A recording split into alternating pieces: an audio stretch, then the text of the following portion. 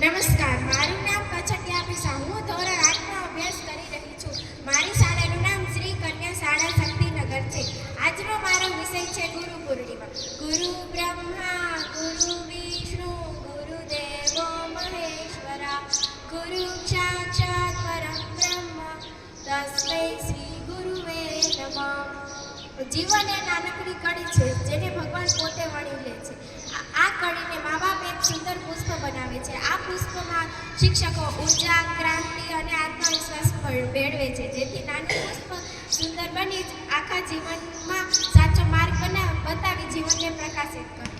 સામાન્ય રીતે જોઈએ તો ગુરુનો અર્થ થાય છે ગુ એટલે અંધકાર અને રુ એટલે પ્રકાશ. આથી કહી શકાય કે ગુરુ એક એવી વ્યક્તિ છે જે આપણે જ્ઞાનથી અજ્ઞાનના અંધારાથી જ્ઞાનના પ્રકાશ તરફ લઈ જાય છે. જો મા બાપ આપણે રસ્તો બતાવે છે તો ગુરુ આપણે કયા રસ્તા પર ચાલવું એ શીખવે છે. જો મા બાપ આપણે સપના જોતા શીખવાડે છે તો ગુરુ આપણે સપનાનું હકીકત ચિત્ર બતાવે છે. ગુરુનો મહિમા અપાર છે. ગુરુ એ ભગવાનનું બીજું સ્વરૂપ છે. આ ગુરુને મારા સતસત નમન.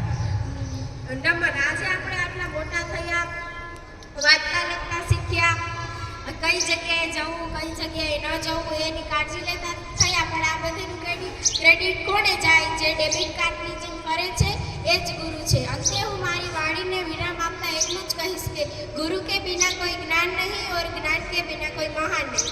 गुरु के बिना कोई ज्ञान नहीं और ज्ञान के बिना कोई महान नहीं. अस्तु.